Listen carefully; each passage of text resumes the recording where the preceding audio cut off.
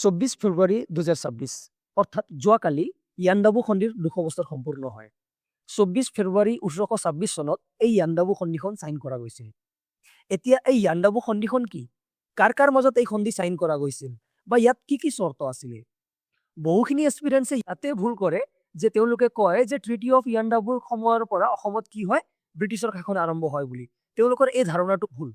আমি আজি এই ভিডিঅ'ৰ যোগেদি বুজিবলৈ চেষ্টা কৰিম যে এই চুক্তিটো বা এই সন্ধিটো কিয় চাইন কৰা গৈছিল আৰু কাৰ কাৰ মাজত চাইন কৰা গৈছিল বা ইয়াৰ চৰ্তবোৰ কি কি আছিল। অসমৰ ইতিহাসৰ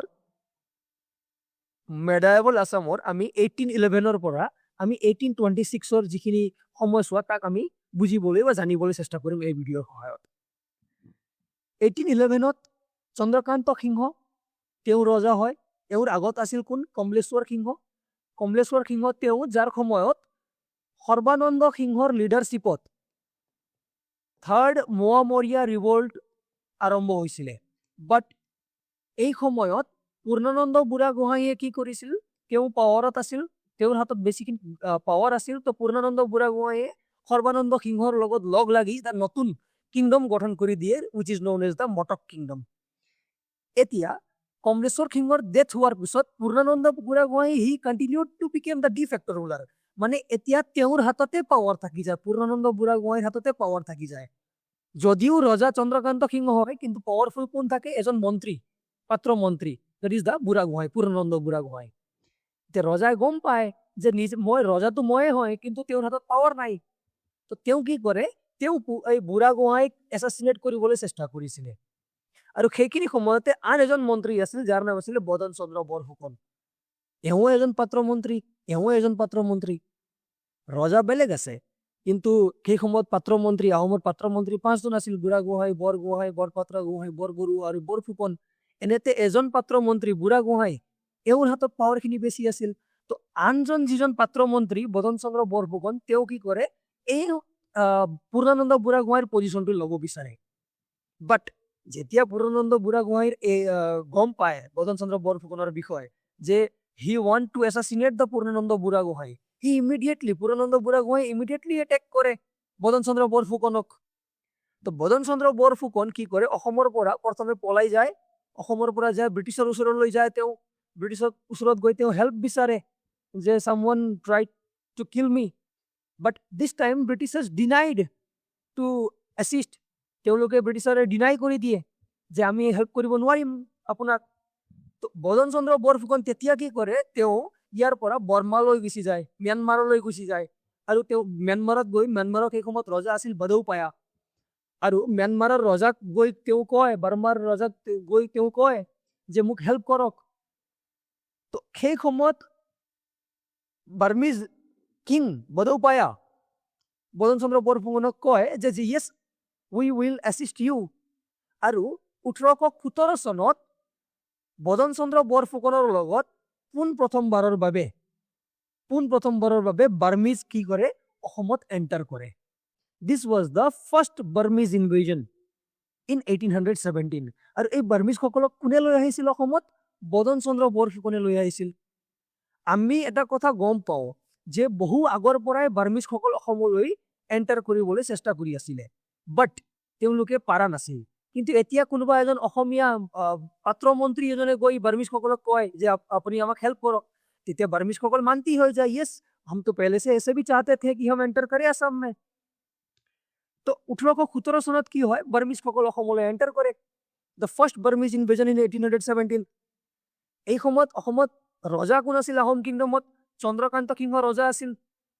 আৰু পাৱাৰফুল কোন আছিল? পূৰ্ণানন্দ বুঢ়াগোহাঁই পাৱাৰফুল আছিল। যেতিয়া পূৰ্ণানন্দ বুঢ়াগোহাঁইয়ে গম পায় যে বৰ্ডাৰত কোন আহিছে, বাৰ্মিজ আহিছে, তেতিয়া পূৰ্ণানন্দ বুঢ়াগোহাঁইয়ে বৰ্ডাৰত 7 কোম্পানীজ অফ চিপাহী আৰ্মি চিপাহী পঠাই দিছিলে টু ৰেজিষ্ট দেয়াৰ এডভান্স। এওঁলোকক ৰখাবৰ কাৰণে পঠিয়াই দিছিল আৰ্মি। কিন্তু যেতিয়া পূৰ্ণানন্দ বুঢ়াগোহাঁইৰ আৰ্মি ইয়াতে আহি পায়, বাৰ্মিজসকলৰ লগত ফাইট হয় ইয়াতে গিলাজাৰি ঘাটত। বাট দিছ Ahom army war defeated, Ahoms war defeated. আৰু কিছুমান যিবোৰ জিন্দা থাকে তেওঁলোকে দৌৰি আহে পূৰ্ণানন্দ বুঢ়াগোহাঁইৰ ওচৰত আৰু কয় যে বাৰ্মিজসকল নিজে অহা নাই, বাৰ্মিজসকলক লৈ আহিছে কোনোবাই। কোনে লৈ আহিছে?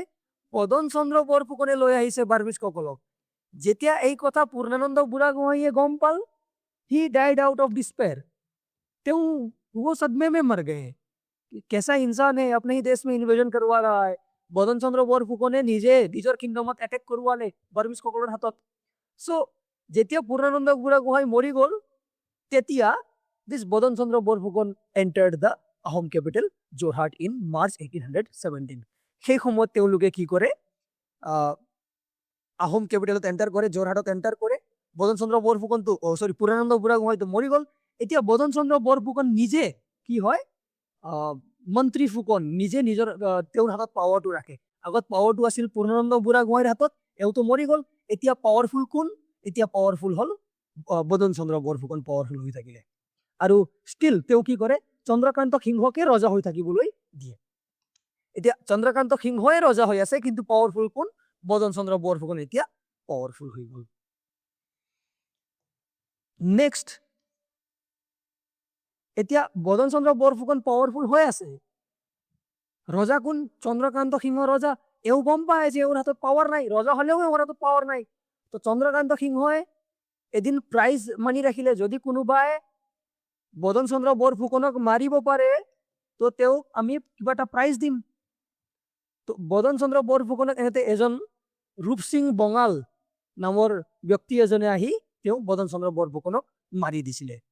তো বহুবাৰ এইটো প্ৰশ্ন সোধে, বদন চন্দ্ৰ বৰফুকনক কোনে এছাচিনেট কৰিছিল? He was assassinated by the Rupsingh Bangal, for his Rupsingh Bangal was awarded with some মানি।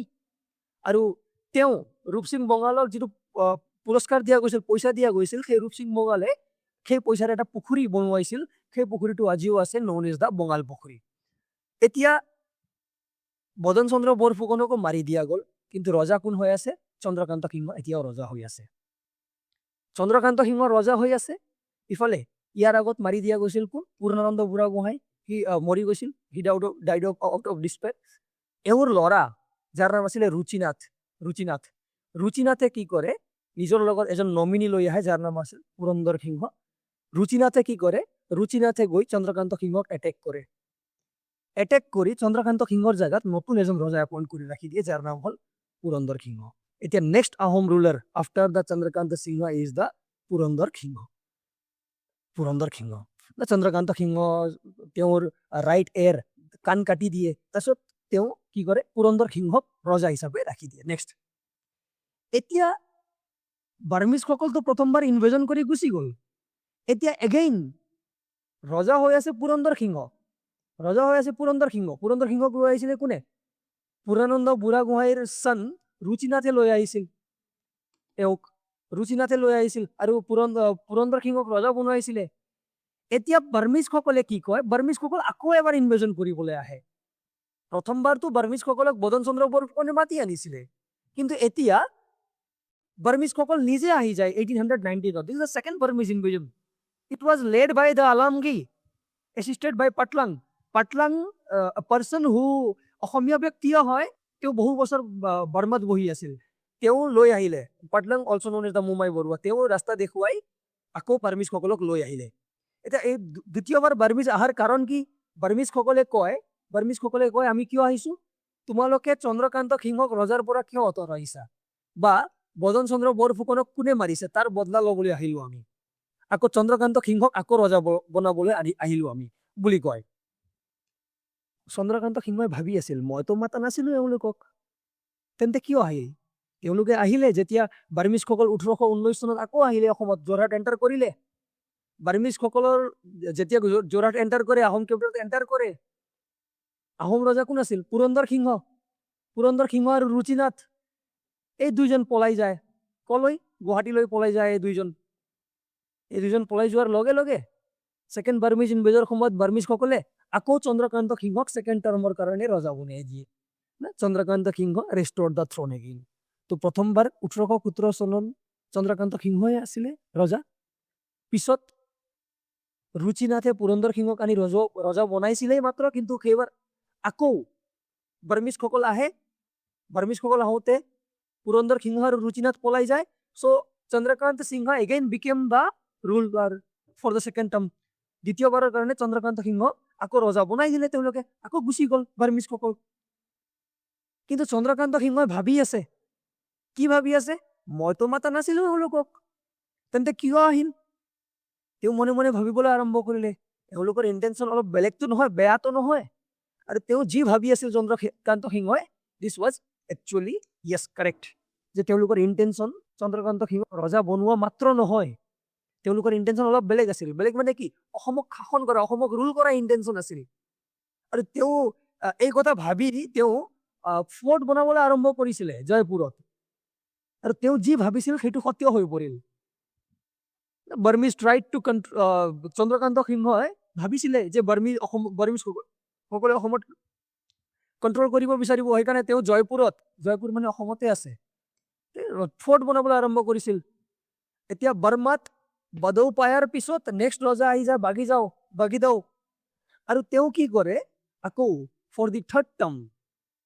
তৃতীয়বাৰৰ কাৰণে 1821 চনত আকৌ এবাৰ এটেক কৰে যি চন্দ্ৰকান্ত সিংহই ভাবিছিল যে আকৌ আহিব এওঁলোক আকৌ আহিব বুলিহে তেওঁ এই ফৰ্টটো বনাবলৈ আৰম্ভ কৰিছিল যি ভাবি তেওঁ ফৰ্টটো বনাবলৈ আৰম্ভ কৰিছিল তেওঁলোক 1821 চনত তৃতীয়বাৰৰ কাৰণে বাৰ্মিজসকল আকৌ আহি পৰে অসমত এই ফৰ্ট বনাবৰ কাৰণে জয়পুৰত এই পাটলাং যোনে ছেকেণ্ড টাৰ্মৰ কাৰণে লৈ আহিছিল বাৰ্মিজসকলক তেওঁকে কাম দিয়া গৈছিল প্ৰথমে বাৰ্মিজসকল আগত আহে আগত দেখা পায় যে ফৰ্ট বনি আছে প্ৰথমে আহি তেওঁ পাটলাঙক মাৰি দিয়ে বাৰ্মিজসকলে তাৰপিছত আহোম কেপিটেললৈ আহে যোৰহাট আহোম কেপিটেলত ৰজা কোন আছিল চন্দ্ৰকান্ত সিংহ ৰজা আছিলে তেওঁ পলাই যায় চন্দ্ৰকান্ত সিংহৰ আগত কোন ৰজা আছিল পুৰন্দৰ সিংহ আছিল পুৰন্দৰ সিংহ অলৰেডি পলাই গৈছিল আৰু চন্দ্ৰকান্ত সিংহও পলাই যায় এতিয়া আহোমৰ ৰজা কোনো নাই তো কি কৰে এওঁলোকে চন্দ্ৰকান্ত সিংহ অলসো ফ্লেড টু গুৱাহাটী তো এই বাৰ্মিজসকলে কি কৰে বাৰ্মিজসকলে যোগেশ্বৰ সিংহ নামৰ এজন প্ৰিন্সক আনি ৰজাৰ পজিশ্যনত বহুৱাই দিয়ে কিন্তু গোটেই অসমৰ বা গোটেই আহোম কিংডমৰ শাসনভাৰ তেওঁলোকে নিজৰ হাতত ৰাখিল 1821 চনৰ পৰা কি কোৱা যায় কি অসমৰ মানৰ শাসন আৰম্ভ হয় মানে মান সকলে অসমত শাসন কৰিবলৈ আৰম্ভ কৰে The Burmese rule started over Assam from the year 1821 আৰু 1821 পৰা 1824 লৈকে কণ্টিনিউৱাছলি এওঁলোকে অসমত শাসন কৰে এতিয়া এওঁলোকৰ শাসনকাল কেনেকুৱা আছিল বুলি ক'লে हम कह सकते बहुत भयानक था इनका शासन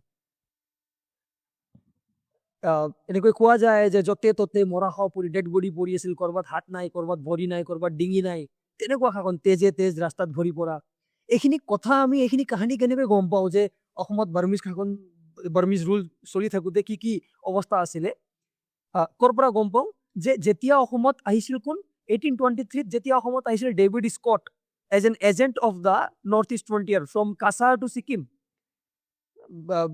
Bengal governor under 1823 ডেভিড স্কটক এজেণ্ট হিচাপে পঠোৱা হৈছিলে আৰু যেতিয়া ডেভিড স্কট আহিছিল অসমত 1823 তেতিয়া তেওঁ অসমৰ অৱস্থা দেখা পায় কি দেখা পায় যে অসমততো বাৰ্মিজসকলে শাসন কৰি আছে আৰু এওঁলোকৰ শাসনকাল কেনেকৈ শাসন কৰি আছে তেওঁ আহি দেখা পালে য'তে ত'তে ডেড বডি পৰি আছে কিবা কিবি এনেকুৱা অৱস্থা দেখা পালে তো ডেভিড স্কটে ইমিডিয়েটলি তেওঁ বেংগলৰ গভৰ্ণৰক তেওঁ চিঠি লিখে যে ইমিডিয়েটলি আপোনালোকে এটেক কৰক বাৰ্মিজসকলক কিয়নো অসমত বাৰ্মিজসকল শাসন কৰি আছে আৰু তেওঁলোকৰ শাসনকালটো এনেকুৱা যদি এই বাৰ্মিজসকল অসমৰ পৰা আৰু আগুৱাই যায় বেংগলৰলৈকে গুচি যায় তেতিয়াহ'লে ব্ৰিটিছৰ কাৰণে দিগদাৰ হৈ যাব তো ডেভিড স্কটে ইমিডিয়েটলি গভৰ্ণৰক চিঠি লিখে ইমিডিয়েটলি এটেক কৰিবৰ কাৰণে কয় আৰু 1824 ব্ৰিটিছাৰসকলে কি কৰে ব্ৰিটিছাৰসকলে বাৰ্মিজৰ এগেইনষ্টত ৱাৰ ডিক্লেয়াৰ কৰি দিয়ে in 1824 so this was the first Anglo-Burmese war it was still prothom Anglo-Burmese war in 1824 the British declared war on 5th March 1824 against the Burmese aru ei war to ei juddho tu 5th March 1824 or pura ketia loike chole 24th February 1826 joa kalir pura 200 বছৰ আগত 24th February 1826 to Burmese and we can say Britishers East India Company Burmese and the East India Company মাজত এটা চুক্তি বা এটা সন্ধি sign কৰা যায় যাক কোৱা যায় কি the Treaty of Yandabu সন্ধি বুলি কোৱা যায় ইষ্ট ইণ্ডিয়া কোম্পানী আৰু বাৰ্মিজৰ মাজত এই চুক্তিটো সাইন কৰা গৈছিল কেতিয়া 24 ফেব্ৰুৱাৰী 1826 চন আপোনাক ষ্টেট লেভেল এক্সামিনেশ্যনত বাৰ খুদে কাৰ মাজত সাইন কৰা গৈছিল তাৰিখ কি আছিলে বাৰ খুদে চাই ল'ব এবাৰ 24 ফেব্ৰুৱাৰী 1826 কাৰ মাজত বাৰ্মিজ আৰু ব্ৰিটিছ ইষ্ট ইণ্ডিয়া কোম্পানীৰ মাজত এই চুক্তিটো সাইন কৰা গৈছিল এতিয়া এই চুক্তিত কি কি কোৱা গৈছিল এই সন্ধিত কি কি কথা কোৱা গৈছিল তাকো আমি জানিবলৈ চেষ্টা কৰিম কি কি কোৱা গৈছিল যে অসমত যি মানসকলে শাসন কৰিবলৈ আৰম্ভ কৰিছিল 1821 ৰ পৰা অসমত যিবোৰ মানৰ শাসন চলি আছিলে এই চুক্তিত কি কোৱা যায়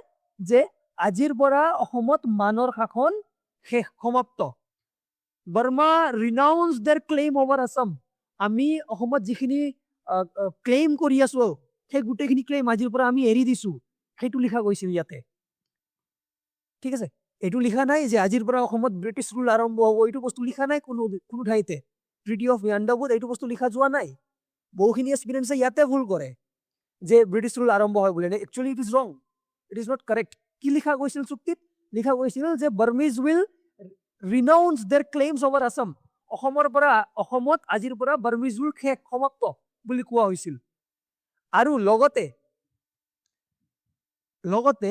গম্ভীৰ Singh was recognized as the ruler of Manipur মণিপুৰৰ ৰজা কোন হ'ব সেইটো বস্তু আমি এই ট্ৰিটিত পাওঁ বা এই চুক্তিত পাওঁ কোন হ'ব গম্ভীৰ সিঙক মণিপুৰৰ ৰজা বুলি ডিক্লেয়াৰ কৰা গৈছিলে চ যেতিয়া 1823 ডেভিড স্কট আহিছিলে অসমলৈ তেতিয়া কাছাৰ জয়ন্তীয়া মণিপুৰ এই বেলেগ এইবোৰ ঠাইততো ৰজা আছিল খালি আহোমৰহে ৰজা নাছিল কোনো আহোমৰ ৰজা যদি কওঁ আমি চন্দ্ৰকান্ত সিংহ তেওঁ নিজৰ কেপিটেল এৰি পলাই গৈছিলে গুৱাহাটীলৈ বা পুৰন্দৰ সিংহ তেওঁ পলাই গৈছিল গুৱাহাটীলৈ তো আহোমৰ কেপিটেলত কোনো ৰজা নাছিল তো আহোমৰ লগত ডেভিড স্কটে একো কথা পাতিব নোৱাৰিলে কিন্তু কাছাৰৰ ৰজা জয়ন্তীয়াৰ ৰজা মণিপুৰৰ ৰজা এওঁলোকৰ লগত আগতীয়াকৈ সেপাৰেট এগ্ৰিমেণ্ট সাইন কৰি থৈছিল যে এই এংলো বাৰ্মিজ ৱাৰ শেষ হোৱাৰ পিছত আপোনালোকে আমাক এই এংলো বাৰ্মিজ ৱাৰত হেল্প কৰক এংলো বাৰ্মিজ ৱাৰ শেষ হোৱাৰ পিছত আমি আপোনালোকৰে ৰজা বনাই ৰাখি দিম বুলি ডেভিড স্কটে সাইন কৰি থৈছিল সেপাৰেট এগ্ৰিমেণ্ট কৰি থৈছিল তেওঁলোকৰ লগত so according to the agreement জয়ন্তীয়াৰ ৰজা কাছাৰৰ ৰজা বা মণিপুৰৰ ৰজা ডিক্লেয়াৰ কৰি দিয়া যায় কিন্তু আহোমৰ লগত কাৰো লগত তেনেকৈ এগ্ৰিমেণ্ট সাইন কৰা নাছিল কিয়নো আহোমৰ কেপিটেলত কোনোৱে নাছিল সেই সময়ত তো এই ট্ৰিটিটো সাইন কৰাৰ পিছত আহোমৰ কিংডমত ৰজা কোনো নাই এতিয়া কি কৰা যাব বুলি তেওঁ যেতিয়া গভৰ্ণৰক সোধে গভৰ্ণৰে সাৰ্ভে কৰিবলৈ কয় আৰু সাৰ্ভে কৰাৰ পিছত অসমত ব্ৰিটিছৰ শাসন কেতিয়া আৰম্ভ হয় 1828 ব্ৰিটিছসকলে লোৱাৰ আসাম এনেক্স কৰি লৈছিলে লোৱাৰ আসামখন এনেক্স কৰি লৈছে not in the year 1826 or not in this treaty of Yandabo এই ট্ৰিটি অফ ইয়াণ্ডাবুত অসমত ট্ৰিটি অফ ইয়াণ্ডাবুত এই কথা লিখা যোৱা নাছিলে কি যে অসমত ব্ৰিটিছ শাসন আৰম্ভ হ'ব বুলি অসমত ব্ৰিটিছৰ শাসন কেতিয়াৰ পৰা আৰম্ভ হয় লোৱাৰ আসামত কেতিয়াৰ পৰা 1828 আৰু আপাৰ আসাম 1838 পৰা আপাৰ আসাম মত ব্ৰিটিছ শাসন yani whole of the Assam was annexed to the British domain in 1838 we can say so Cachar আৰু জয়ন্তীয়াৰ লগত সেপাৰেট এগ্ৰিমেণ্ট সাইন কৰা গৈছিল তো তেওঁলোকৰ ৰজা ডিক্লেয়াৰ কৰি দিয়া যায় আফটাৰ দিস ট্ৰিটি আৰু এই ট্ৰিটিত বস আমি দুটা বস্তুৱে পাওঁ এটা হ'ল Burmese will renounce their claims over Assam and মণিপুৰৰ ৰজা কোন হ'ব গম্ভীৰ সিং এই দুটা বস্তুহে মাত্ৰ আমি এই ট্ৰিটি অফ ইয়াণ্ডাবুত লিখা পাওঁ so I hope this treaty of Yandabo is clear to you all ঠিক আছে এইটো এটা বহুত ইম্পৰ্টেণ্ট টপিক হয় ট্ৰিটি অফ ইয়াণ্ডাবু যি বহুখিনি বেলেগ বেলেগ প্ৰশ্নত সুধি থাকে এই চুক্তিটো কাৰ মাজত সাইন কৰা গৈছিল ডেট কি আছিলে তাৰিখ কি আছিলে বা কিয় এই চুক্তি সাইন কৰা গৈছিল বা এই চুক্তিত বা এই সন্ধিত কি বস্তু চৰ্ত কি আছিল বাৰ বহুখিনি এক্সামত এই বস্তুটো সুধি থাকে আই হোপ আপোনালোকে এই টপিকটো বুজি পাইছে তো ভিডিঅ'টো শেষলৈকে চোৱাৰ বাবে থেংক ইউ সো মাচ আকৌ লগ পাম আমি নেক্সট ভিডিঅ'ত থেংক ইউ জয় হিন্দ